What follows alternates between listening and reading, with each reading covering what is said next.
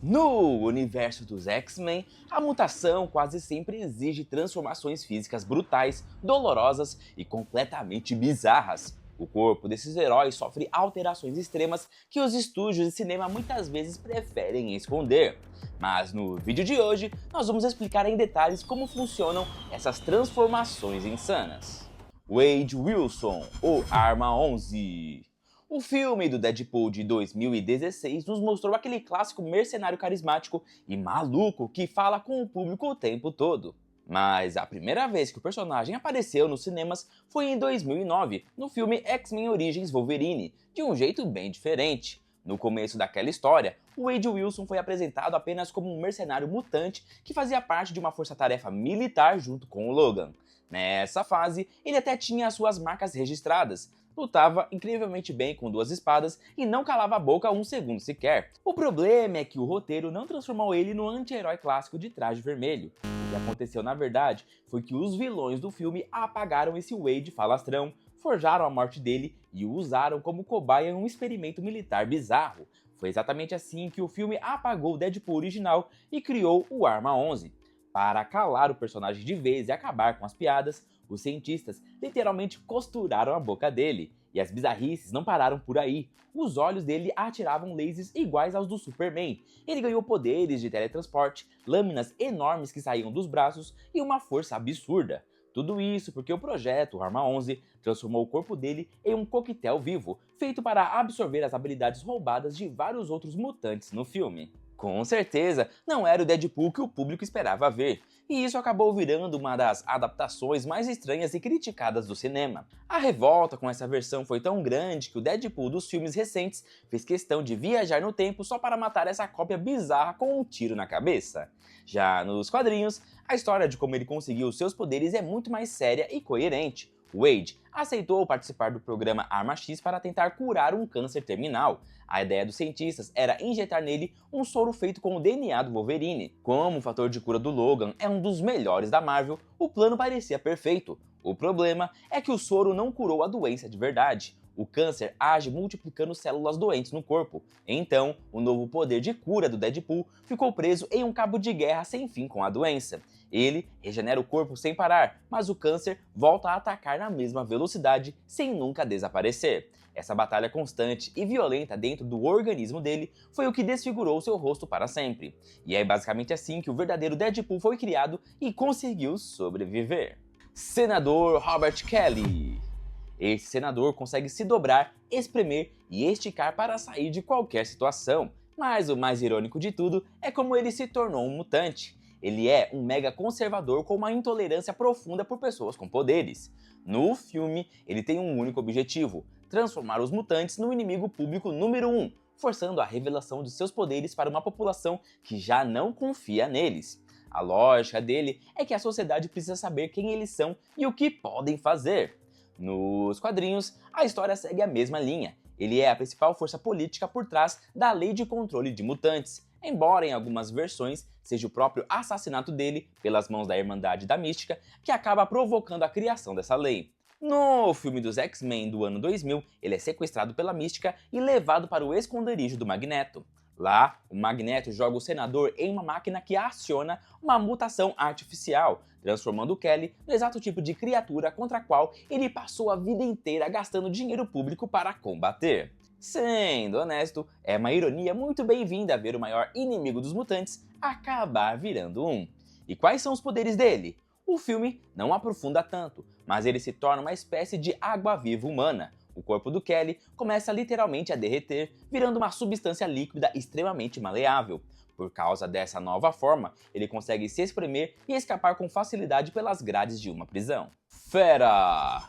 O Hank McCoy é muito conhecido pela sua aparência como um gigante fera azul, mas ele não nasceu com esse visual. Nos filmes, a mutação original dele modificava apenas os seus pés, que eram gigantes e muito parecidos com os de um macaco. Essa alteração física dava a Hank uma agilidade extrema e muita velocidade para fazer acrobacias, mas ele odiava essa condição. Ele se sentia muito inseguro com o seu corpo desproporcional e queria desesperadamente ter a aparência de um humano comum para conseguir viver normalmente em sociedade, sem ali chamar a atenção de ninguém. Para resolver isso, ele usou o seu conhecimento científico e criou um soro que deveria eliminar o gene mutante do seu próprio organismo. No entanto, o experimento deu completamente errado. Em vez de anular os poderes, a substância química acelerou a mutação de forma muito agressiva. O corpo do Hank sofreu uma alteração radical e foi inteiramente coberto por pelos azuis. A sua massa muscular aumentou de forma absurda e o seu rosto ganhou traços literais de um animal. Foi esse acidente de laboratório, provocado por ele mesmo na tentativa de se curar, que o transformou de vez na criatura bestial que nós acompanhamos nos cinemas. Já nas histórias originais dos quadrinhos, a origem dessa transformação acontece por um motivo prático um pouco diferente. O Hank trabalhava como pesquisador de genética em um laboratório de uma empresa chamada Corporação Brand. Durante a sua pesquisa, ele conseguiu criar um componente químico capaz de ativar mutações. Essa descoberta acabou chamando a atenção de um colega de trabalho chamado Dr. Maddox. Esse colega ficou com inveja do resultado e decidiu que iria roubar a pesquisa para assumir todo o crédito do projeto. Quando Hank descobriu o plano e viu que os seus dados seriam roubados, ele tomou uma decisão extrema de última hora. Ele bebeu o próprio soro químico para esconder a descoberta dentro do próprio corpo. O problema é que a fórmula reagiu com a sua biologia de forma permanentemente, causando alteração física total de imediato e criando o famoso visual azul do personagem. A Mística. A Mística, cujo nome real é Raven Darkholme, é a principal espiã do universo mutante. A forma natural dela é aquele visual clássico de pele azul e cabelos vermelhos, mas o verdadeiro poder da personagem é a alteração física. Ela tem a capacidade de modificar o próprio corpo para copiar a aparência exata de qualquer pessoa. E essa cópia não é apenas uma mudança de rosto. Quando a mística se transforma, ela altera as suas cordas vocais para imitar a voz perfeita da vítima, ajusta o seu peso e a sua altura, e consegue replicar até mesmo as impressões digitais do alvo. Ela recria os tecidos e a textura das roupas da outra pessoa usando as suas próprias células. Por causa desse nível alto de precisão física, ela se torna uma agente de infiltração impecável. Ela consegue passar por portas trancadas que exigem leitura de retina, enganar sistemas de reconhecimento facial e invadir bases militares de segurança máxima sem ser notada. Apenas um telepata experiente que consiga ler os pensamentos originais dela por debaixo do disfarce tem a chance de descobrir a invasão. Em algumas histórias específicas dos quadrinhos, a mutação dela vai além da cópia de seres humanos, permitindo que ela assuma a forma de objetos sem vida para se camuflar no ambiente. Outro detalhe muito importante sobre a mística é a forma como esse poder afeta a biologia dela com o passar do tempo. Ao contrário de uma pessoa normal, ela não envelhece de forma visível. O processo constante de mudança de forma obriga o corpo dela a curar e renovar as células o tempo todo. Por causa dessa renovação celular contínua provocada pela mutação, a mística consegue manter uma aparência jovem por décadas, sendo muito mais velha do que a grande maioria dos personagens que lutam ao redor dela. O Arcanjo. O Warren Worthington passou por uma das alterações físicas mais marcantes da franquia. A história dele em X-Men Apocalipse muda de rumo quando ele começa a participar de lutas mutantes clandestinas. Em um desses combates contra o Noturno, as suas asas naturais de penas acabam sendo quebradas. Como o voo era sua principal habilidade, perder as asas deixou o personagem fisicamente incapacitado e sem propósito. É exatamente nesse momento de vulnerabilidade que ele é encontrado e recrutado pelo vilão Apocalipse.